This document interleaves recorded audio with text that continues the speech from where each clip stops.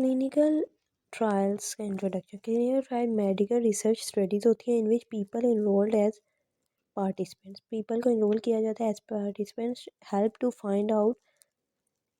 करते हैं कि फाइंड आउट करने में इफ़ न्यू ट्रीटमेंट और प्रोसीजर, जो नया ट्रीटमेंट और प्रोसीजर हमने बनाया है वो सेफ़ और इफ़ेक्टिव है या नहीं। ठीक है। रिसर्च मेडिकल स्टडीज़ होती हैं इन विच पीपल को हम लोग रोल करते हैं as participants, help us to find whether the new treatment और procedure is safe and effective. Clinical trials हम लोग यूज़ करते हैं to test all types of medical intervention. जो भी नई मेडिकल इंटरवेंशन होती हैं ऑल टाइप की, उन्हें चेक करने के लिए हम लोग क्लिनिकल टेस्ट करते हैं। क्लिनिकल ट्रायल्स इन्हें टेस्ट करने के लिए होती हैं। मेडिकल इंटरवेंशंस कौन सी हैं? ड्रग डायग्नोस्टिक्स डिवाइसेस जो यूज़ की जाती हैं, ड्रग थेरेपी प्रोटोकॉल्स। ठीक है। एम्स के clinical trials perform to find the best way to prevent disease. Best way क्या है? क्लिनिकल ट्रायल्स हम लोग इसलिए परफॉर्म करते हैं ताकि फाइंड कर सकें कि कौन सा बेहतरीन तरीका है कि जिससे हम लोग डिजीज़ को जिससे प्रिवेंट कर सकते हैं, number of people with illness decrease कर सकते हैं, और सर्वाइवल रेट इंक्रीज़ कर सकते हैं। मतलब कितने लोग क्योर हो गए उसका नंबर इंक्रीज़ कर सकते हैं। Improve quality of life of people with illness. Reduce symptoms of disease को रिड्यूस कर सकते हैं। ठीक है। साइड इफ़ेक्ट्स हम लोग रिड्यूस कर सकते हैं अदर ट्रीटमेंट्स के, सच एज कैंसर, कीमोथेरेपी। ठीक है। और क्लिनिकल ट्रायल्स, दूसरा पॉइंट ये covers broad range of different types of research. ठीक है। आ जाता है जी inclusion and exclusion criteria. Inclusion criteria जो और एक्सक्लूजन क्राइटेरिया वो रूल्स होते हैं जो हमें बताते हैं कि कौन है which is allowed to join the trial, कि कौन किसको अलाउ है कि वो ट्रायल ज्वाइन करे। Rules are different for every trial. हर ट्रायल के लिए, दोनों ट्रायल्स के लिए रूल्स डिफरेंट है। इंक्लूजन वो करेक्टरिस्टिक्स होते हैं जो होने चाहिए। A person must have to participate in a trial. Participate करने के लिए करेक्टरिस्टिक्स जो होने ही चाहिए वो होंगे inclusion. For example, T cells count greater than 200 जिनके हैं वो सब इसमें इंक्लूड हो सकते हैं। जिनके T cells count greater than 200 है वो सारे लोग इसमें ट्रायल में इंक्लूड हो सकते हैं। Viral load greater than 1000। ठीक है। वायरल लोड जो है ग्रेटर होना चाहिए 1000 से। एक्सक्लूजन वो characteristics that you must not have in order to participate in a trial. ये करेक्टरिस्टिक्स नहीं होने चाहिए आप में in order to join a trial. Women who are pregnant or breastfeeding born. This criteria is used so that researchers can design trials to study effects of medications at different stages. ये trials design किए जाते हैं, ये criteria use किया जाता है ताकि researcher design कर सके ट्रायल्स को, ताकि वो स्टडी करें मेडिकेशंस के इफ़ेक्ट, ड्रग्स के इफ़ेक्ट्स हमने स्टडी करने हैं at different stages. Some terms जो बहुत इंपॉर्टेंट है क्लिनिकल ट्रायल्स के लिहाज से वो है कंट्रोल। सबसे पहले control, the treatment which has a predictable outcome. अच्छा, वो ट्रीटमेंट जिसका प्रिडिक्टेबल आउटकम है। आउटकम हमें क्या है? नॉन है कि इसका रिज़ल्ट क्या आएगा, तो उसे हम लोग कहेंगे कंट्रोल। जिसका हमें रिज़ल्ट, जिस ट्रीटमेंट का नॉन होता है उसे हम लोग क्या कहते हैं? Control group. अच्छा, कंट्रोल में क्या होता है कि standard therapy receives a standard therapy commonly used to treat. ठीक है। अब प्लेसिबो वो पिल और ट्रीटमेंट होती है जिसका पर्सन पे कोई इफेक्ट नहीं होता। That is sugar pill and with no active ingredients. Crossover, a study in which randomly assigned one of the treatment or placebo. ठीक है। हम लोग कोई भी रेंडमली कोई भी ट्रीटमेंट उठा के, बहुत से ट्रीटमेंट के ऑप्शन है उनमें से कोई एक उठा के ट्रीटमेंट या प्लेसिबो हम लोग स्पेसिफाइड टाइम पीरियड के लिए रेंडमली असाइन कर देंगे। और जब वो टाइम पीरियड एंड हो जाएगा तो हम लोग क्या करेंगे, पार्टिसिपेंट्स को क्रॉस ओवर कर देंगे। ठीक है।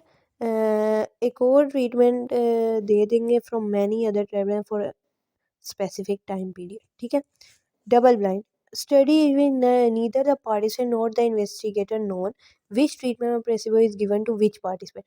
ये वो स्टडी होती है डबल ब्लाइंड, ना ही पार्टिसिपेंट को पता है ना ही इन्वेस्टिगेटर को कौन सा ट्रीटमेंट ऑफ प्लेसिबो हमने कौन से पार्टिसिपेंट को दिया है।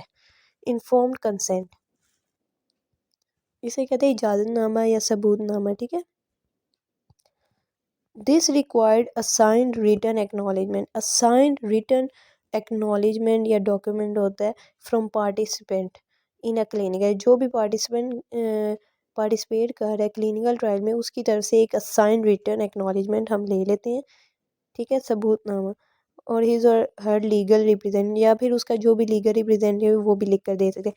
ये स्टेट करता है कि जो भी पार्टिसिपेंट है ही और she understand what is going to happen in the trial. उसे पता है कि क्या होने जा रहा है ट्रायल में और कौन कौन से रिस्क इसमें इन्वॉल्व हो सकते हैं। फिर आ जाते हैं IRB, institutional review board, a group of people, इसमें including scientific experts as well as non scientist, ये सब इन्वॉल्व होते हैं। डैट जो क्लिनिकल स्टडी के डिज़ाइन को ओवरसीज करते हैं एंड पीरियोडिकली रिव्यू करते हैं टू इंश्योर, ये इंश्योर करने के लिए कि there are no ethical violations, कोई एथिकल वायलेशन तो नहीं हो रही।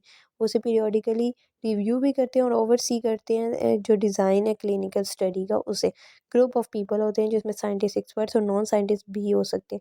Clinical trial must be approved by IRB before it begins. ठीक है। प्लेसिबो इफेक्ट, द इफेक्ट और improvement an individual feels in condition after placebo।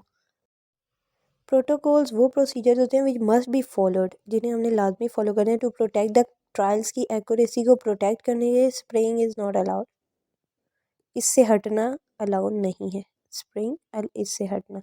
Randomised a study in which participants are assigned by chance, random by chance not by investigator choice, ये investigator की choice से नहीं होता, participants को by chance assign कर दिया जाता है।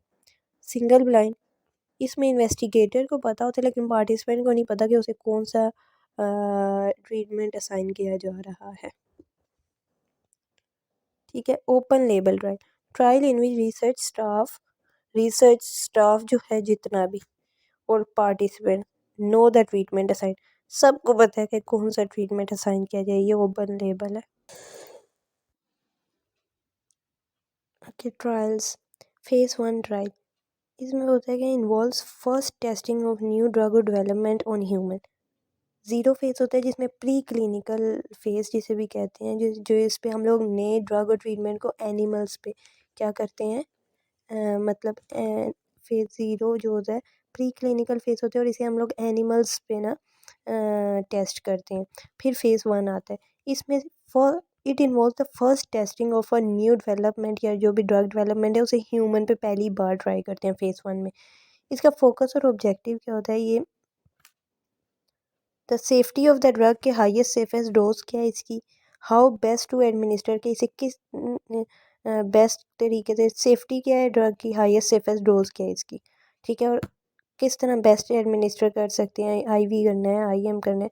और study how often drug be given, और कितनी दफ़ा मतलब हाउ ऑफन उसे देना है।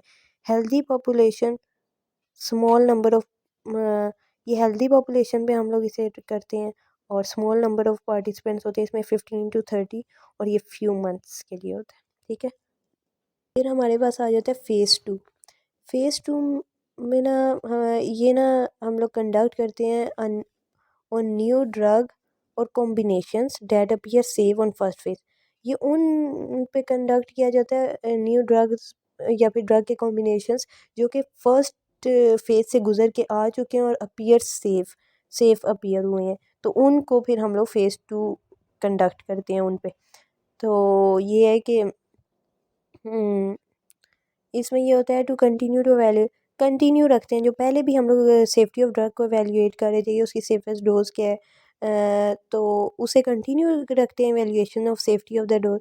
और दूसरी बात ये करते हैं, स्टडी करते हैं उसके फार्माकोकाइनेटिक पैरामीटर्स, जिस तरह हाउ बॉडी मेटाबोलाइज किस तरह कर रही है, उसे एलिमिनेट कैसे कर रही है ड्रग को, किस फूड के साथ इंटरेक्ट कर रही है, हाफ लाइफ क्या है, रूट ऑफ एक्सक्रीशन क्या है, कौन से इंजाइम्स के साथ इंटरेक्ट एक्सेट्रा। ये सब हम लोग उसका फार्माकोकाइनेटिक इसमें स्टडी करते हैं फेज़ 2 में। ये 1 साल इसका टाइम पीरियड होता है। और ये हम लोग डिजीज़्ड पॉपुलेशन पे करते हैं। 1 वाला हेल्दी पॉपुलेशन पे, फिर सेकंड वाला हम लोग डिजीज़ पे करते हैं। उसमें स्मॉल ग्रुप ऑफ पीपल थे, 15 से 30। इसमें लेस देन 100 पीपल पे हम लोग ये करते हैं। अच्छा, तो effectiveness to collect preliminary data about the efficacy of the drug for a specific condition. Preliminary data हम लोग कलेक्ट कर लेते हैं, इससे हमें ये पता चलता है एफिकेसी ऑफ ड्रग क्या है। अच्छा, फिर फ़ेज़ 3 आ जाता है। फ़ेज़ 3 में ये है कि ये हम लोग कंडक्टेड करते हैं उस पे जो फ़ेज़ 2 से appear to be safe in phase 2। ठीक है। पर्पज़ क्या है, to compare the new drugs और combination to other available treatments. इसमें हम लोग कंपैरिजन करते हैं और रेंडमाइज कंट्रोल मेथड यूज़ किया जाता है। ठीक है। टू कंपेयर न्यू ड्रग्स और कॉम्बिनेशन को कंपेयर करते हैं जो भी अवेलेबल ट्रीटमेंट्स हैं या स्टैंडर्ड से। ठीक है। ये 200 इसकी लेंथ जो है 2 to 3 years है। Randomise control trials assign randomly, मतलब by chance, usually adult population पे ये हम लोग करते हैं।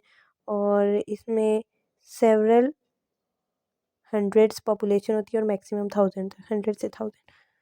फ़ेज़ 4 ब्लैक ट्रायंगल, किसी भी टाइम रिजेक्ट हो सकती है। कुछ मेडिसिन पे ब्लैक ट्रायंगल बने कि ये किसी भी टाइम रिजेक्ट हो सकती है। ठीक है। फ़ेज़ 4 क्या होता है, इसमें हम लोग assess the long term safety and effectiveness of new treatment in market को असेस करते हैं कि लॉन्ग टर्म सेफ्टी और इफेक्टिवनेस नई ट्रीटमेंट जो मार्केट में है उस ड्रग की। ठीक है। रिपोर्ट करते हैं एडवर्स इफ़ेक्ट्स बाय डॉक्टर्स और पेशेंट्स, तो एडवर्स इफ़ेक्ट रिपोर्ट करते हैं। पेनिसिलिन की एलर्जी फ़ेज़ 4 में ही डिटेक्ट की गई थी। लाइफ टाइम वैसे ये हम लोग करते रहते हैं, 5 years और 10 years ज़्यादा से ज़्यादा, सेवरल हैं। So this is the table. Phase 1 में हम लोग ये करते हैं कि क्या ये ट्रीटमेंट सेव है, फ़ेज़ 2 में क्या ये ट्रीटमेंट वर्क कर रहा है, फ़ेज़ 3 में हमारा ये क्वेश्चन होता है कि long term results lots of people में क्या आया है, what are the long term results in long term results के। और फिर चौथे में हम लोग असेस करते हैं long term safety and effectiveness of new treatments in market. Risk, phase 1 सबसे रिस्कीएस्ट होता है क्योंकि पहली पहली बार। फिर मॉडरेट होता है, सम इन्फॉर्मेशन अबाउट ड्रग हमें पता चल गई है अब। मोर इन्फॉर्मेशन अब हमें पता चल गया है। 3 में तो लोवेस्ट रिस्क है। लेंथ, फ़ेज़ 1 की सबसे शॉर्टेस्ट है, फ्यू मंथ्स मतलब। ठीक है। 1 year, 2 to 3 year and life time. Participants कितने होंगे, इसमें 15 से 30 पार्टिसिपेंट्स हैं और हेल्दी पॉपुलेशन लेनी है। दूसरे में डिजीज पॉपुलेशन लेनी है एंड लेस देन 100 लेनी है। 100 to 1000 हो सकती है थर्ड में, और अडल्ट पॉपुलेशन लेनी है। और जो फोर्थ होती है उसमें हम ले सेवरल हंड्रेड्स टू थाउजेंड्स।